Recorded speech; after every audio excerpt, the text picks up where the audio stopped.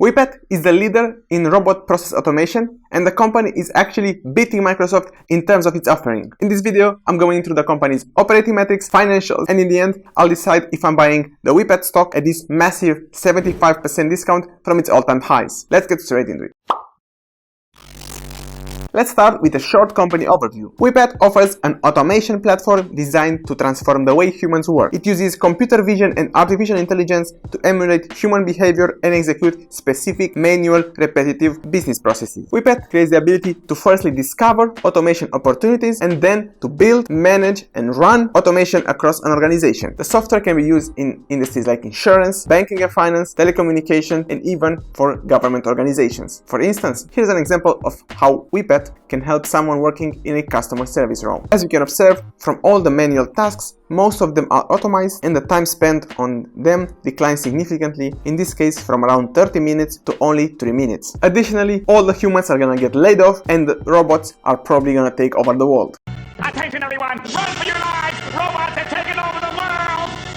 But until then, let's look at some of the UiPath's KPIs to see how the business is performing. We're going to start with the annualized renewal run rate, or the ARR, which is one of the most important KPIs for UiPath. This represents the pure recurring revenue that UiPath has, as it does not include the revenue from perpetual licenses. As you can see, the ARR amount is simply the invoice amount divided by the subscription term multiplied with 365. The ARR has been consistently growing for UiPath, and as we can see here, it shows increased strength in the operational business. However, given recent events like the Ukrainian war, UiPath has guided for a growth of only 32% in the ARR for the full year 2022, which given the current market environment is still pretty impressive. Next up, we have the net retention rate, or the dollar-based net retention rate for UiPath, which shows the net expansion of ARR from existing customers over the preceding 12 months. As you can see here, the metric has been extraordinary for software business, and it proves that UiPath's land and expand market strategy has been successful so far, as the net retention rate sits right now around 138% in the first quarter of 2022. This is a phenomenal value for a software company, and moreover, as we can see in this graph, UiPath has the second biggest net retention rate, only behind Snowflake.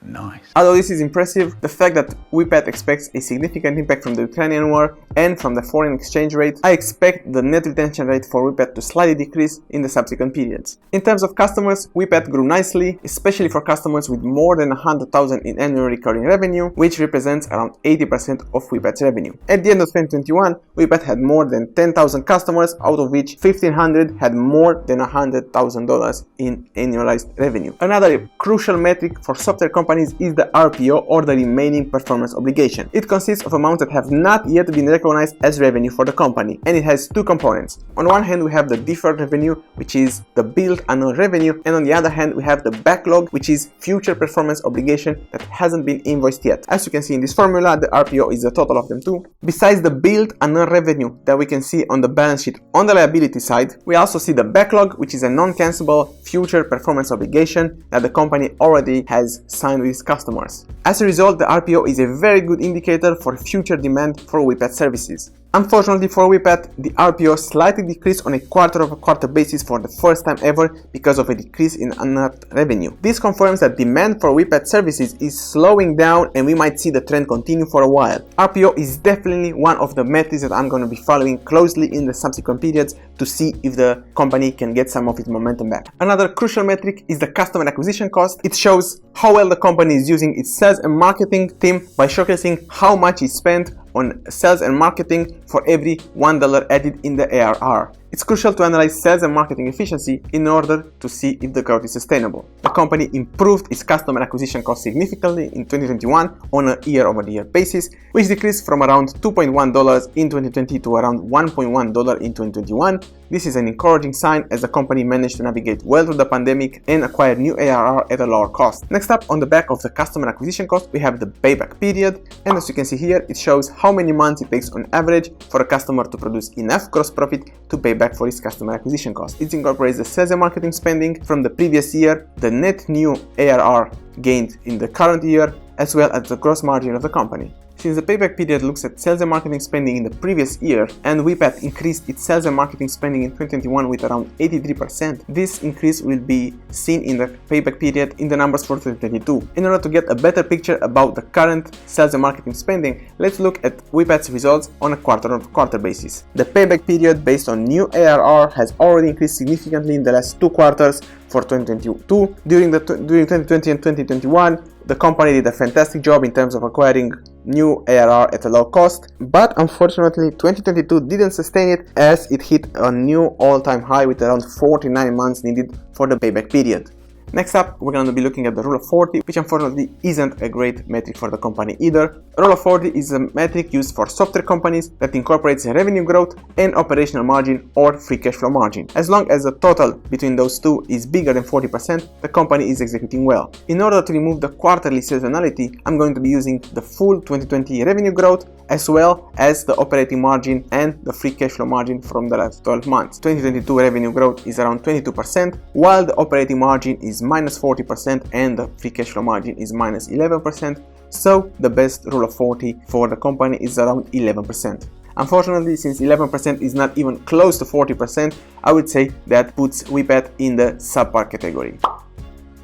Next up, in terms of management, UiPath is a founder-led company with a CEO and co-founder still being present in the company and owning around 25%. Moreover, management owns around 45% of the company. This is a very big percentage, so I'm sure that the management interests are aligned with the shareholders, which is another great sign for a potential investor. Regarding quarterly results, management has delivered on its guidance in the 5 quarters when the company was public. As this is a limited set of data, I believe that the management will truly be tested during 2022 when there are many outside factors impacting the company like the Ukrainian war or the foreign exchange rates. Still, the company made a fundamental pivot in May 2022 when a new co-CEO was brought in by the name of Robert Enslin. He's a former Google Cloud executive with around 30 years of experience, so he's expected to bring a lot of value for the company. Additionally, the company has also installed a new chief business officer that will supervise the global go-to-market strategy and execution.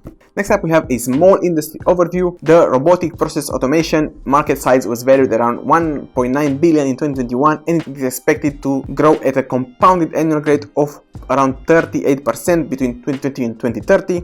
Next up, we're going to be looking at the competition in the RPA sector. As of now, UiPath is the market leader in the RPA space as confirmed by technological research companies Gartner and Forrester. However, UiPath's biggest competitors are Automation Anywhere and Microsoft. Microsoft offers its software for automation of recurring tasks called Power Automate. This is obviously a big hurdle for any company competing with Microsoft, as the US giant owns around 50% of the Office market. Moreover, the lowest level of the Microsoft Power Automate comes free with the Microsoft 365 suite, which makes it easier for Microsoft to land customers and later on have an opportunity to upsell those customers to more functions for the Power Automate. Still, considering that UiPath is the current market leader in terms of RPA, it shows that UiPath has a very good product and it can go toe-to-toe with a deep-pocketed company like Microsoft. And I believe this is an encouraging sign for any potential investor in UiPath. Next up, we have the bear case and the risks that are associated with our thesis. First up, we have a temporary slowdown in the demand. Besides UiPath's exposure to Russia, the economy seems to be on the verge of a recession. Besides the economic slowdown, UiPath guided for only 22% revenue growth for full year 2022, and for a company that has a GAAP operating margin of minus 65%, this is definitely not sitting well with investors, as the market looks now for companies with positive cash flow, with strong revenue growth, or perhaps even with net profit. Additionally, another important aspect is the competition from Microsoft, which is obviously a much bigger and established company. Next up, we're going to be looking at the financials, and we're going to start with the revenue and margins. UiPath grew its revenue explosively, while the gross margin improved significantly since 2018, growing from around 71% to almost 90% in 2020. However, it slightly decreased in 2021, sitting now around 81%, which is still a good mark for a software company. This came mostly as a result of the IPO, since vesting conditions for the restricted stock units were satisfied. UiPath has done a great job on expanding its top line, and it has one of the better gross margins in the software space. This proves operating leverage, which creates the chance for optimizing the operational expenses which might lead to operational profitability in the next financial periods, obviously in the scenario where the economy doesn't go into recession. On the balance sheet, the company has around $1.8 billion in cash at the end of January 2022, and moreover it has no debt, which shows a strong balance sheet for UiPath. Next up, we're going to be looking at the free cash flow, which in my opinion is currently one of the most important financial metrics for any software company. It is defined as cash from operations minus capex. UiPath has achieved free cash flow only sporadically during 2020, as the company now has negative free cash flow and free cash flow from operations at the end of 2021. In terms of guidance for 2022 and beyond, UiPath raised its full 2022 revenue guidance come between 108 and 109 billion from 107 to 108 billion. This implies a 22% revenue growth for full year 2022, decreasing substantially from 47% that it had in 2021. This is clearly an effect of the macroeconomic environment as well as UiPath's exposure to Russia, and I believe that the next quarters will shed some light on the strength of the economy and the demand for UiPath services, as we're going to see if UiPath's management delivered on its guidance. Next up, we have the valuation and technical analysis. In terms of valuation, during the last couple of months, most of the software companies had their multiples compressing severely. As you can observe, UiPath's enterprise value divided by the next 12 months revenue multiple has come down from a gigantic 55 times following its IPO to around 7.4 times. So the multiple has decreased significantly for UiPath, as the company is now the cheapest that it has ever been. Still, to give some more color to the company's valuation, let's look at how it compares to some of its other software peers that are also growing fast. I prefer using a metric that takes into account the gross profit, since it considers the operating leverage that some software companies have been able to achieve, and as well as I like to use the enterprise value since it takes into account the cash and debt. Here's a graph that considers the 2021 to 2023 revenue compounded annual growth rate and enterprise value divided by the 2022 gross profit. UiPath has a 25% revenue compounded annual growth rate with a 9 times enterprise value divided by 2022 gross profit, which shows that the company is nicely valued for its growth prospects, even when considering the current headwinds that the company expects. Next up, we have the technical analysis, which will tell us where to buy UiPath. As we can see on this graph, there's absolutely no doubt that the trend is bearish for UiPath stock, with a year-to-date return of around minus 75%. Before buying any shares in UiPath, I will need to see a longer period of consolidation and a breakout of that consolidation. The stock is so beaten up right now that any buying would mean trying to catch a falling knife, and there's absolutely no evidence on how low the stock can go. While the stock is at a major discount, we still don't know how low it can go. I believe that patience is key right here, and for UiPath stock, I will not buy it yet, even at a 75% discount. Although the company is high on my watch list and I am watching it closely, I'm still not making any moves. To conclude, I do like what UiPath has been able to achieve so far. I believe it's incredible how much of the RPA market it has been able to gain and how well it competes with Microsoft. Some of the metrics like the ARR growth or the net retention rate show an incredible execution from the company, but the market environment won't allow UiPath to sustain the fast growth. I believe that looking at the future, UiPath stock is not yet a buy, considering the lower than expected market demand and the headwinds that the company is expected to experience in the near term. However, I'm keeping UiPath high on my watch list, as the execution has been phenomenal so far and the stock might become a buy for me in the subsequent periods. Alright, that was it from me. If you feel like you've learned anything of value today or you want to see some more in-depth stock reviews, please consider subscribing. Until next time, keep crushing it.